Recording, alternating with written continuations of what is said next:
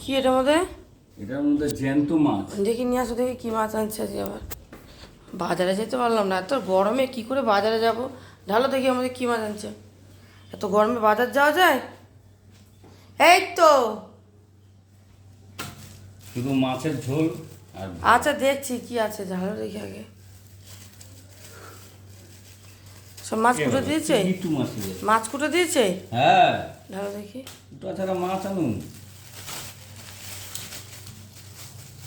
দুই রকম মাছ তো। হ্যাঁ, কোনটা কি মাছ?